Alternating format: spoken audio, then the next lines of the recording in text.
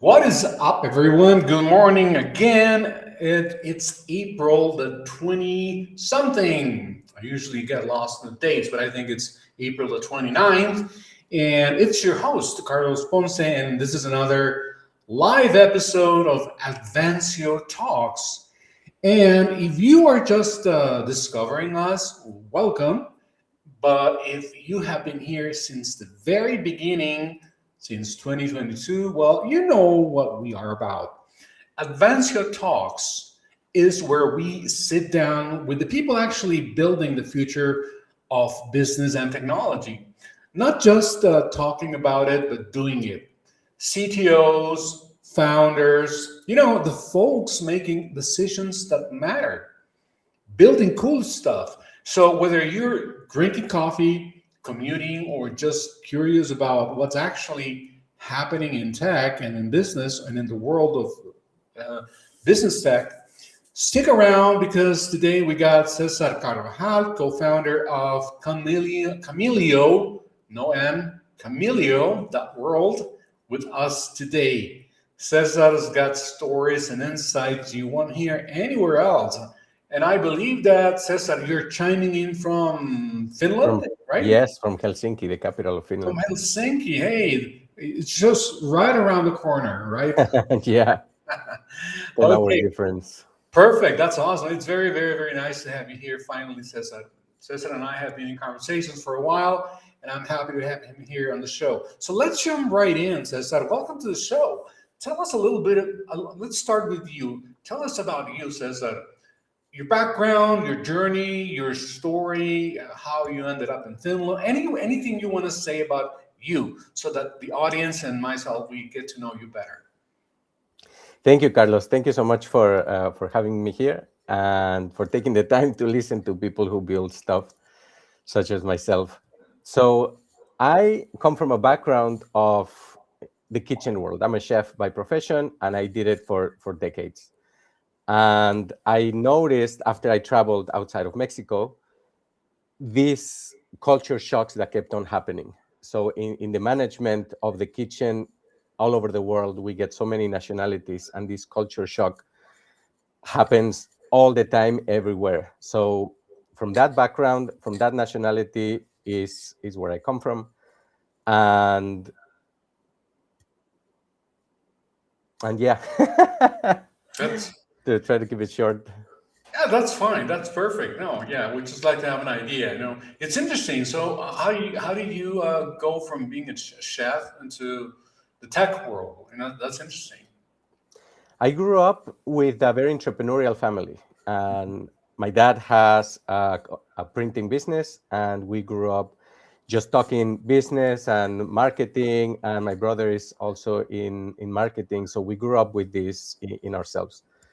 And as a chef, you want to end up having a business, a restaurant that you call your own.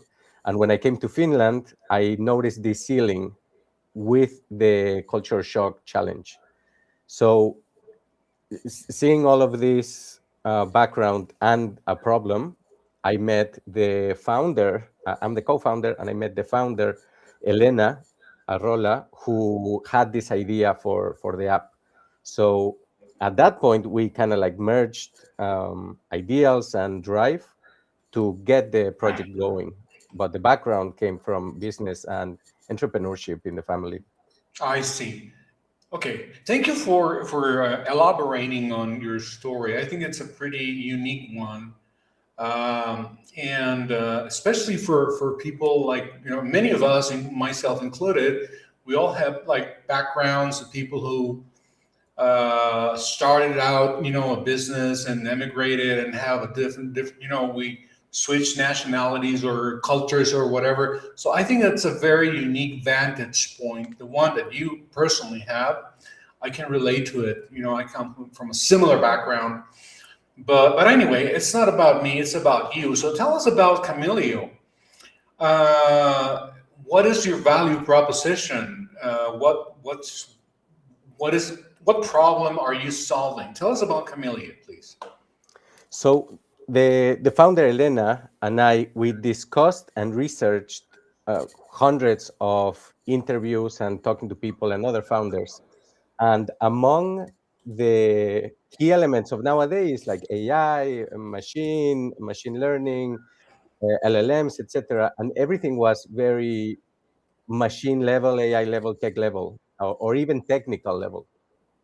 And this soft skill or underlying structure, like the human communication, is really where we are focusing on. How people build trust, how people see hierarchy. In the app, we put together like these lenses to see cultures with, and the connection between people is what really we are focusing on in the app. Okay, that's interesting. And why Camellia? I'm sure there's something about. Correct me if I'm wrong, but I sense that the chameleon. You chose the word camellia because it's the little lizard, the little animal capacity to adapt and to change and to morph, right? Colors and appearances and all that, right? So, Exactly. is there a relationship there? Is there a connection there? Absolutely. So that a person gets this capacity to adapt to any culture and to expand its cultural awareness. But this adaptation, you're spot on, to become a cultural chameleon that you can adapt anywhere. That's interesting. Perfect. Okay, so now let's move on to, I would say, let's move on to the topic because we have a topic for the viewers out there who might be watching. We always have a topic, right, to talk about. And this time we chose the culture bug in your code base. And this is related. We're going to talk a little bit about the tech aspect, but also the business side and the human side, which is the developers themselves are human. And that's very important for us. So the topic that you chose for today is the culture bug in your code base. So why remote teams fail and how to debug human friction. So definitely let's start there. Cesar, Mhm. why did you feel that this topic would be interesting and relevant for today's day and age in the tech world? I feel that it's crucial that we come back to the human aspects, and step outside of the like technical capacities and go back to the human capacity of communication. So we see it as these multicultural levels. We see Mhm. them like as a feature. This Okay. friction is part of the friction, the feature, and not a bug. So we try to humanize and we try to take the complexity out of cultural intelligence and bring it to everyone. So our app, which at the current stage is an MVP, we focus on this one core tool, which is a sort of cultural comparison, where you can choose countries, and a person nowadays is like highly connected with other countries and cultures, and the world is as connected as ever it could have been. So we see that it's crucial that we understand other cultures, and more importantly, so that we understand our what we call our inner culture, like how we see authority, how we see hierarchy, how we see time. Perfect. Um, okay, here's what I'm hearing. Camellia helps make invisible cultural differences visible, right? Mhm. So, what was the moment that you realized that these invisible barriers were costing real teams real money? Mhm. So the visible aspect comes probably in a report. It can come on the system dashboard. Those are Mhm. visible and it's a number. Now, if we say it's invisible because it's human and it's like underlying in the problem. So it's very visible. For example, in my background, where a company has the culture, for example, Latino, where we see very like we see time different. We can say like ahorita or tantito or soon, or we can say we kind of like beat around the bush sometimes. Mm-hmm. So in very concrete way, in my background, we would see a company that has some like a work culture that is very Latino. Mm-hmm. And if another culture comes in and does not understand our concept of time or concept, or doesn't share the concept of hierarchy, it would not come back. It would be very costly to the company to rehire it, to if it's on a trial period of 1-2 months and then leaves. So this cost of non-retention or this churn in the staff is one of the main first keys. And we tend to think, oh, it's a system problem, or it's somewhere in my dashboard the problem, or the framework that I have. But there's an underlying human difference that ends up costing money in in staffing, for example. Right, right. Yeah, yeah, especially in staffing when there could be so much turnover and churn, as you mentioned as well. So I'm also curious because I mean I'm not an engineer by trade, so but I've been in business in technology, working in technology for many years, like almost 20 years, you know, in communications, sales, and marketing. So I understand the market well. But again, there are some things that I'm yet to learn because there's always things are changing. Every single day there's something new. So in the world of software development and remote work, we talk a lot about tech stacks, right? Mhm. And time zones as well. Tech stacks, you have the time zones. So why is culture still the last thing that companies think about? What do you think It's it is? for example, me living in a country. Nordic countries tend to have a like a lifestyle first approach to work. So at least in Europe is more visible. The French, for example, we have a lifestyle first approach to life. So when there is a disconnect in an American or Mexican company, we tend to bring our, for example, workaholism or our hustle culture Mhm. into the conversation. So if the remote worker is from Sweden or Norway, it's difficult to match that momentum or like that drive that we have in other cultures. Mhm. So if we want to get something done in some cultures, it needs to get done within working hours because they have a life after work. And in other cultures, we have this drive to get it done quickly. I'm available even after 4, after 5. On weekends, I'm available from half the day, or like we're very like that. Like, we're very driven to give our life into work. And all some cultures are I work and then I check out and then I do other things or hobbies, etc., like mental health, etc. Mhm.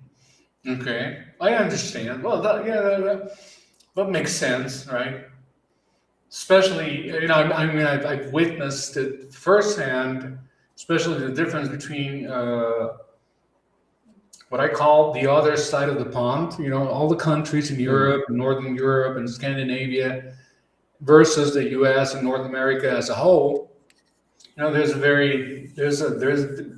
an abyss of cultural Culture difference. difference. Yeah, there Yeah, is. because it's work here, it's work first at all costs, you know, and as you say, hustle culture and the struggle, and you have to be there, and you have to work on weekends, and you have to put in 80-hour weeks and all that, versus the other option, which is, you know, let's take, you know, there's some Work life first. to be lived, right? So, and I personally, even though that I'm on this side of the pond, I definitely relate to what you're saying, and that's one of the reasons why I've thought of relocation. But that's my subject matter for another day. So, uh, tell me And something. Can you give us a concrete example of how a difference in hierarchy, for example, in hierarchy perception, say between U.S. product manager and a Latin American developer, can derail a sprint, for example. If we're mentioning like as concrete as possible, a team that has United States member management, for example, or a developer who is from Latin America, they are close to each other, even though there are other countries that are more polar opposites. But let's say hierarchy would be seen different, where in Latin America, we are a bit more, the gap between the manager or the CEO is quite far, and we see as respect that we don't interrupt the manager during a meeting, or there's a sprint planning going on, and in the meeting, the manager would say, hey, are we clear? And some cultures could try to kind of like save face, or they wouldn't challenge the idea to the authority in the meeting. So the leader or the manager could think, oh yeah, everybody said yes, then we're all on board. But underneath, the the developer is thinking, okay, I say yes first, now figure it out later.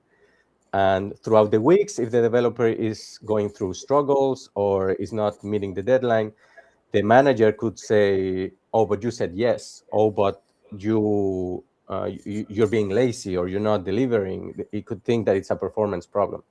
And the developer could think, oh, the manager is I don't know, a tyrant, a dictator. He's just impossible to work with. And they both are right within their space. And that gap is what cultural intelligence or cultural awareness will close. I don't know if my example. I think it makes a lot of sense. I mean, I'm still. I mean, you clearly have an advantage of being in that part of the world, Scandinavia. By the way, is Finland still considered Scandinavia, or isn't it like? Not technically Scandinavia. The region would be Finno-Scandia. Okay. It's part of the Nordic countries, so it's Okay. safer to just go with Nordic countries. Okay, great. Northern countries. Okay, so it's clearly you have a deeper understanding of what goes on over there. So I'm going to be listening in to educate myself on what you're saying. So thank you. So one of those things that I like to educate myself in is time perception, because time perception is one of those things that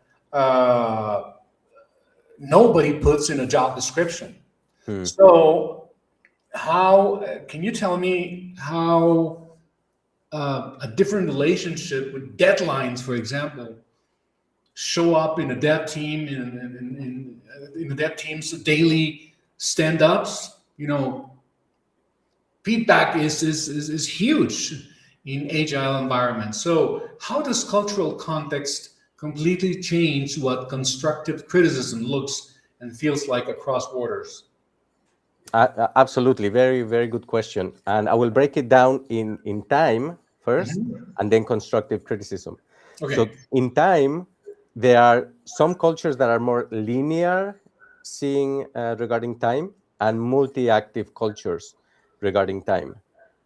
Latin America, for example, is very multi-active. Like, we do one thing while we do another, and the contrast to other cultures, maybe even Germany or in Scandinavia, would be one thing at the time and very linear. So they are a bit more structured in that sense.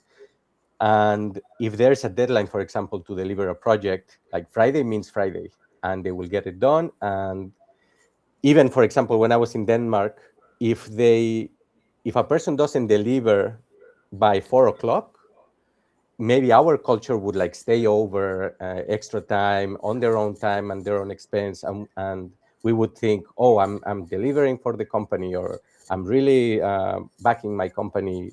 I'm a more productive worker. But in some cultures, they see it as you should get it done by the time you said you would do it, and you should not take longer than 4 o'clock, for example. Okay. So if Friday means Friday, linear cultures would deliver no matter what. And some other cultures would see, okay, Friday means Friday, but something can come up. There's like more flexibility there regarding a time. Okay. Yeah, and I can easily envision the possibility of, for example, of you being in the northern part, in the Nordic region, having a client in the U.S., for example, and the expectations might differ, greatly because they say, no, no, yeah, if you got to work, like if you got to stay up late until 11 o'clock at night, they expect you to do that, right? Hmm. And there could be a culture clash. So of course, keeping communication open and just setting the expectations from day one. I think that would be very, very important. So okay, let's move on to a different topic. Let's move on to the process. Walk us through what it actually looks like when a technology company or a product company such as Cameleo or a staffing firm, uses Cameleo. Where do they start and what do they discover? The Chameleo app is right now in MVP stage, and we have the application itself that has its core tool, the country comparison. So a company would walk into the tool and see in a work related professional scenario how to break down the cultures in Mhm. our 8 lenses of understanding cultural intelligence. So a company can see and break down the culture in its lenses in very relatable scenarios, practical scenarios. What does a manager would say? What does a worker and employee would say, etc. And that's on the, let's call it B2B scenario. Mhm. Cameleo is also a sort of hub for cultural intelligence all over the world. And in order to really understand the culture, we are also getting a knowledge base from people, from managers, CEOs, builders, founders who are in the country and who are giving feedback to the hub, to the whole. Mhm. So the Cameleo app, the web app, the MVP that you can try right now, it starts there in making practical examples uncomplicated versus a lot of knowledge base that is out there that is highly complicated and long words. We try to bring it down to a very comprehensive level. Okay. Excellent. Okay, I think I'm starting to get it now. So I think there's also another element that I think it's worth mentioning. Uh, let's say that you take your Cameleo, your product, your solution to a company, but let's say that maybe the CTO or the VP of engineering, for example, who tend to be very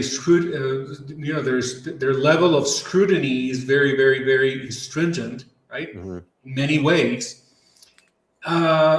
For CTO or a VP of engineering that is skeptical or is on the fence about investing in cultural training, what would you say is the ROI argument that actually lands? That's a very interesting question. I, if you're asking what is the the cost of this knowledge and when am I going to get Let my me put money it back? this way. Let me put it this way. I am a VP of engineering. Okay, Mhm. you come to me, and then I took you do a demo, and then I go, well, it looks interesting. It's gamified. It looks nice, but what is the ROI? What's in it for me? What's the ROI? How would you Well, respond to that question? I flip the question into, well, what are you losing by not, what have you lost? What currently have you lost by not utilizing this?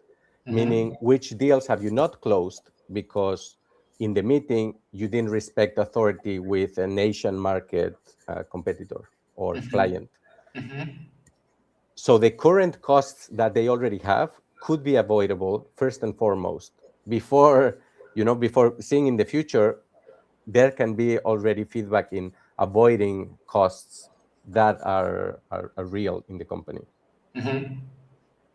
Okay. So there is a cost for the company that does not observe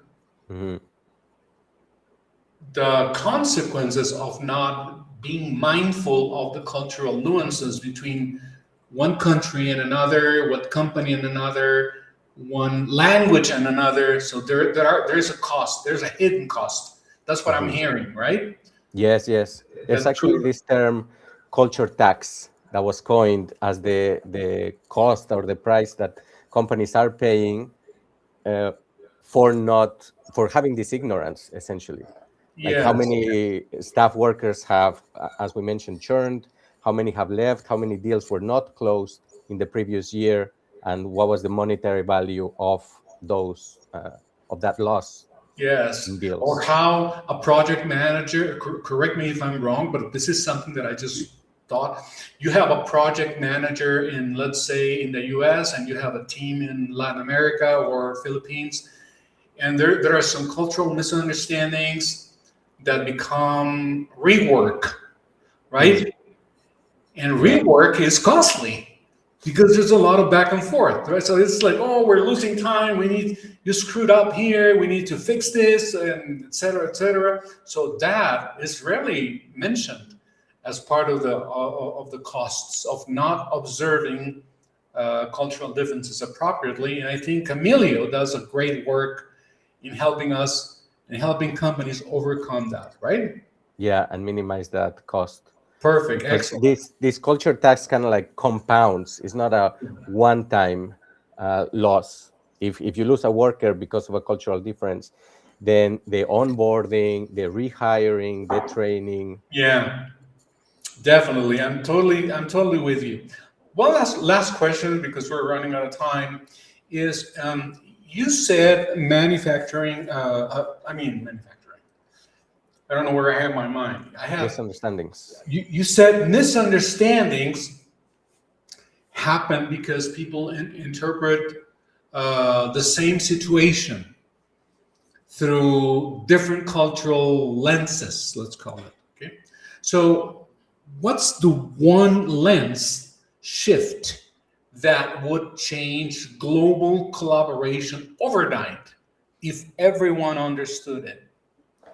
If it was a one switch, the single most important lens that I would say is moving communication from indirect to direct. Indirect would mean beating around the bush and, oh, it's kind of obvious, but I didn't say it. But saying things directly, like this is exactly what I mean, not how or when I said it, but like this is clearly, explicitly what I'm trying to say. I think that would completely change. And as a small follow-up, I want to point out that after who or what, like giving context or having this awareness of all of them follows up with that change. Gotcha. Totally get it. So, Cesar, unfortunately, we have run out of time, but I wouldn't want to leave without asking you one more thing. What's your final words of wisdom? This is your moment to shine. So, how would you like the audience to remember you by? What would you suggest? And this is your final words of wisdom for the audience in general. What would it be? It's an invitation for everyone to introspect on their inner culture. You can check the app, but to educate oneself on what is my inner culture. How do I see authority? How do I see time? How do I communicate directly or indirectly? My invitation to see and introspect your inner culture will help you tenfold in your interaction with the world. There you go. There you go, folks. Tenfold. Hey, that's pretty ambitious, but attainable nonetheless, and necessary. right? That's great. So, Cesar, thank you. I really want to thank you for having been with us on the show today. Last but not least is how can viewers, either current or future ones in the recorded versions, can get hold of you? I am assuming you are on LinkedIn, right? Hmm. Yes. Let's see, we have your LinkedIn here. Okay, yeah, we found it. And okay, folks, if you want to reach out to Cesar, you can find him on, there it is, linkedin.com, Carvajal Cesar, one word, All last together. name, Yeah. first name, right? So that's easy to remember. And also, how about the website? Is there a website you would like to share with us? Yes. At Chameleo.World is the website, and the app is app.cameleo.world. We're also Oh, in okay. Instagram, and once you try the app, you can reach out anywhere, and we can do custom, personalized comparisons and insights about the inner culture But of the one people. we're displaying right now here down below is that a good Yes, place to start? yes, Cameleo.World. Okay. Is Fantastic. there an email you would like to share? Just reach out through there. Okay. Just That would be everything is on perfect. the website, right? Yeah. So okay, so we have quick reminder. We have Cesar's LinkedIn, Carvajal Cesar, easy to find. That's very easy, very memorable. And also the website is Cameleo.World. Okay, Exactly. folks. So that being said, Cesar, there's nothing left for me to say other than thank you for having been with us on the show and for jumping in such a short notice. I mean, that was awesome, man. Appreciate it. Thank you So so much, you Carlos. saved our day. So, Cesar, please stay with me as we go off the air. And the rest of you go, folks who are watching, remember that every Wednesday at 11 o'clock Mountain Standard Time, we have an episode of Advancio Talks featuring those making a difference in the tech and the biz world. And so it's every Wednesday at 11 o'clock Mountain Standard Time. And just remember to visit our sponsor, Advancio.com, for more information on what's going on here, both in Advancio and also on the show, because the show is also housed there. That's where the website lives. And follow our social media, which are constantly putting out things out there. And without further ado, again, thank you next and see you all next time. Until next time. Thank you, Cecil. Thank you.